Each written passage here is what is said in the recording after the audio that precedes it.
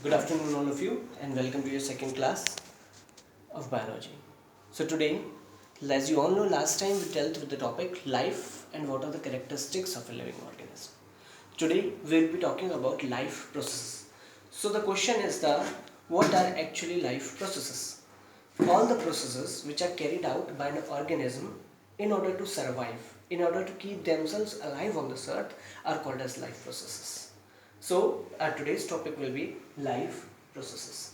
Now what are the basic life processes which help an organism to keep them alive? So first of all is the nutrition.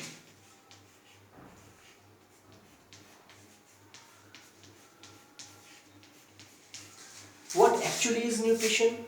Nutrition is the taking in of the food by an organism. As you all know, we all eat food for the requirement of energy. So this process of taking in food to gain energy is known as nutrition. Second process is respiration.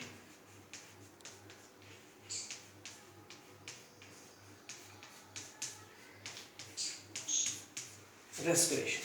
So what is respiration? Once this food is taken inside our body, it breaks down into smaller, simpler substances which is absorbed by the cells of the body to carry out various life processes, to carry out various physical activities, to carry out various metabolic activities in our body. This process is called as respiration. Thirdly,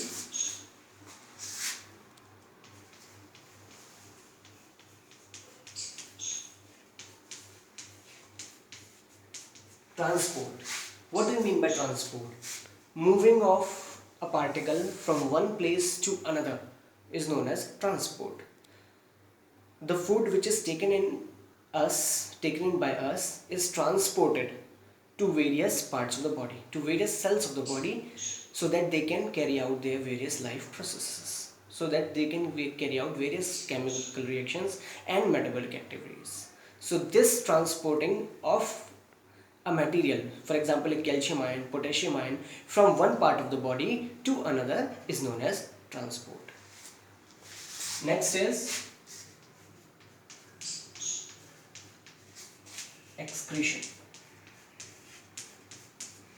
Excretion. So all the food which we take in is actually not useful. Some or the other waste materials is continuously produced in our body which needs to be removed constantly. So the removal of waste materials from the body is known as excretion. Next is the growth.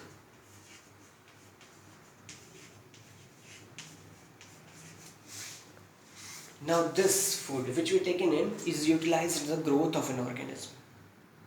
For example, plants show vertical growth. They grow in height, while we human beings grow in length as well as in breadth.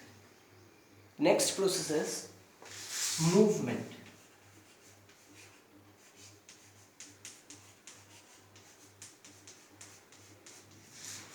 An organism move from one place to another. Plants are actually rooted to a spot so they cannot move.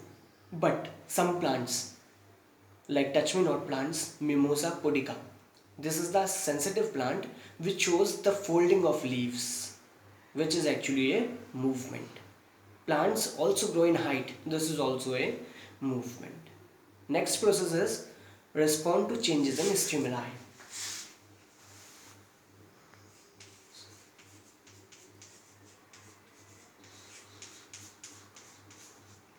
Responding to the changes in the weather conditions, or if there is change in their surroundings, the living things, they show changes in the stimuli. They show their response according to the stimulus. And last is the reproduction.